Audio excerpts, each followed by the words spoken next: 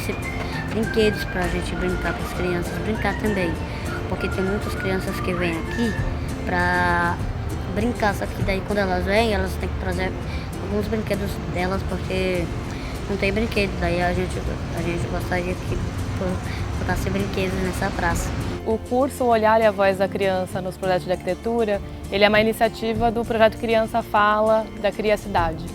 E feito em parceria com o programa de extensão da Faculdade de Arquitetura da Belas Artes, que abriu aí as portas para a gente instaurar esse projeto piloto dentro do programa de extensão, da importância da gente inserir esse olhar da criança nos projetos de arquitetura. É inacreditável o quanto que uma criança colabora e propõe, né, o seu espaço. Eu acho que é um pontapé inicial aí muito importante, iniciado com a Belas Artes, mas a ideia é que a gente estenda isso para os outros programas de arquitetura das outras faculdades, das outras universidades, para de fato a gente inserir como disciplina o tema da infância e de como a gente trabalha em gestão participativa e desenvolve trabalhos de escutas com as crianças para elaborar os projetos arquitetônicos junto com elas. Essa parceria com a Cria Cidade e o expertise dela de retirar da criança, né, a sua conseguir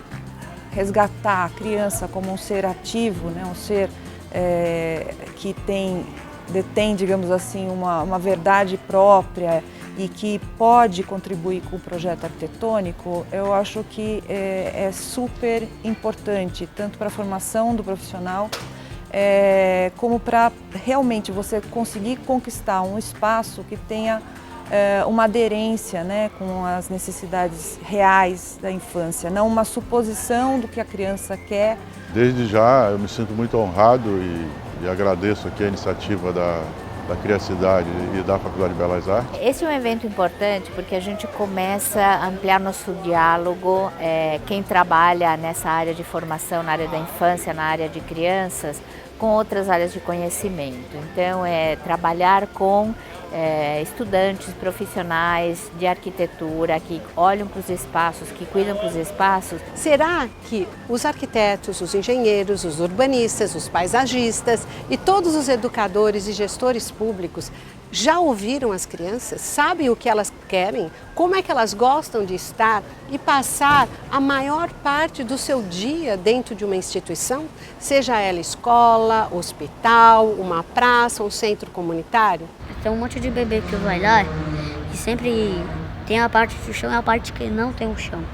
E daí as partes que tem gramado que não tem o chão é muito perigosa, que tem gente que é morador de rua que joga um vidro lá.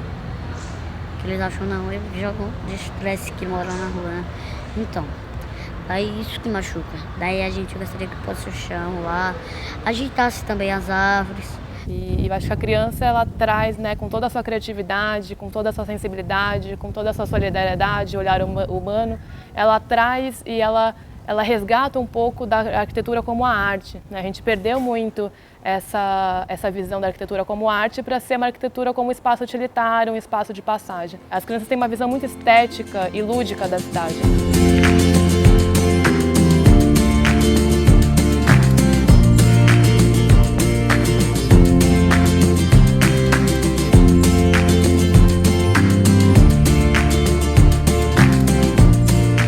Então hoje foi o primeiro dia do curso, né? O curso inicia com uma formação de 8 horas, finalizado esses 2 dias de formação, vai acontecer as oficinas práticas de escuta. Então os estudantes de arquitetura da Belas Artes vão estar indo nesses locais, fazer a escuta das crianças e elaborar o projeto arquitetônico junto com elas. Na minha apresentação, Muitos Lugares para Brincar e Brincar em Muitos Lugares, eu trouxe uma experiência que foi realizada com um grupo de crianças numa cidade do interior, onde não existia nenhum espaço para brincar. Ao ouvir as crianças, elas começaram a pensar em algo colorido, materiais não usuais, né?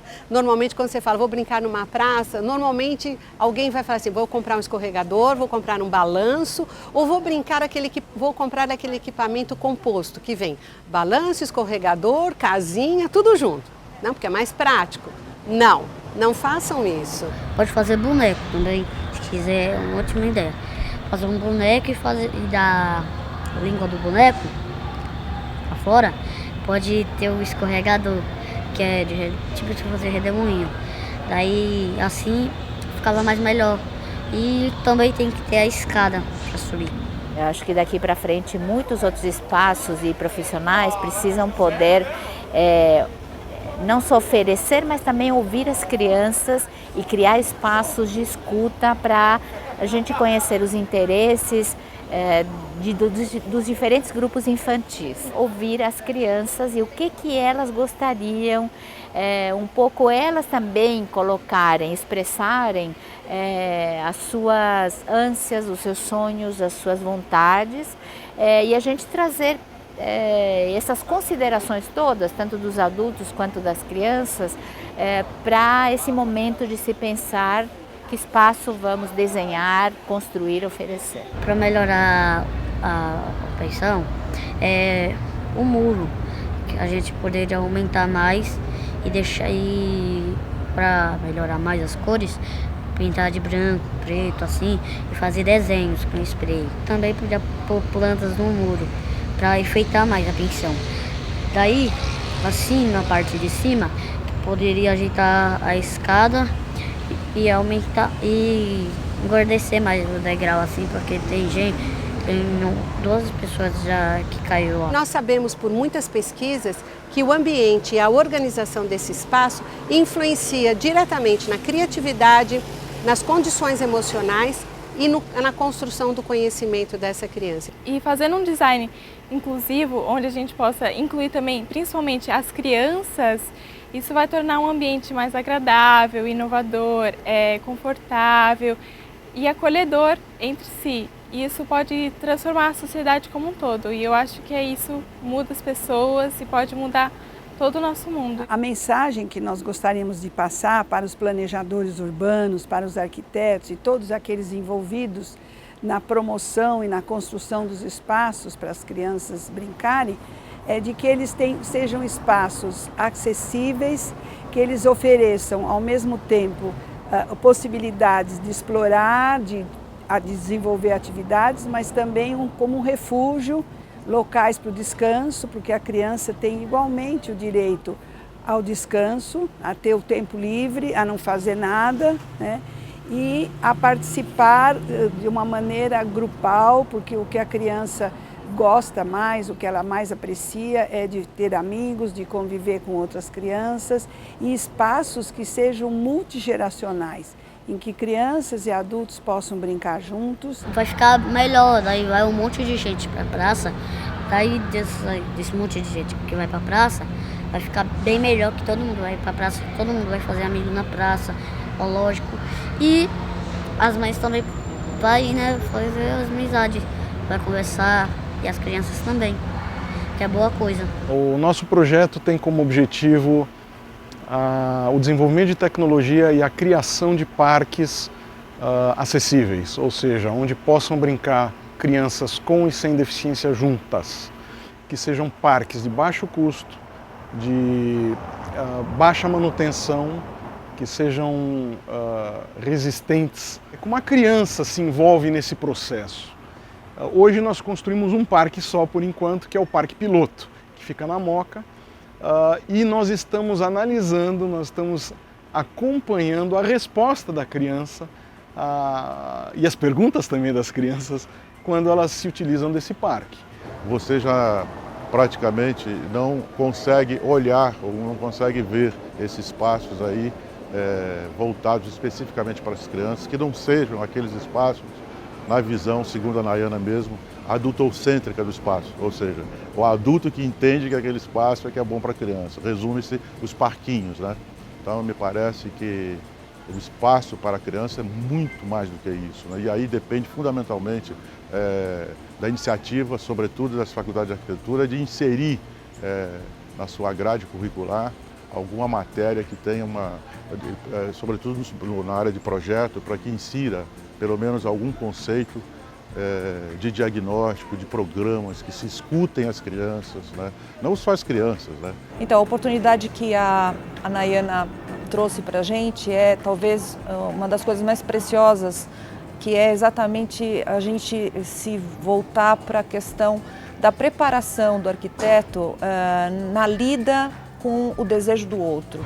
Escorregador não era melhor porque pode rasgar as roupas, e balanço pode também, mas tem que ter alguma entrada para esses balanços, porque tem gente que pode pegar o balanço e girar assim, pode arrodear o ferro que tem para segurar os balanços. Isso daí as crianças não podem conseguir desenrolar e as mães podem se machucar com isso, e os pais também. É inacreditável o quanto que uma criança colabora e propõe, né, o seu espaço. É inacreditável, né?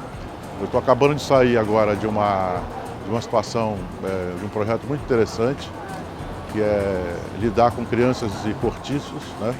E que tinha uma praça bem próxima desses cortiços, que sequer nunca elas foram lá, até porque é uma praça aberta, e crianças pequenas têm problema de trânsito, tem muito trânsito, né? E nós fizemos esse exercício com eles para que eles ditassem o que eles queriam daquela praça, né? Acho que é isso que é de fundamental importância. Na verdade, o arquiteto deve ser um instrumento, né?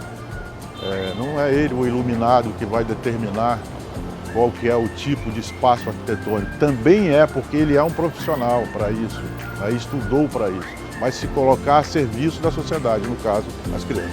E a praça vai estar mais enfeitada ainda e vai um monte de gente para aquela praça. Aí todas as crianças vão brincar nessa praça e vai ficar melhor para brincar, né? Vai ter os brinquedos, porque essa praça aqui não tem brinquedo nenhum.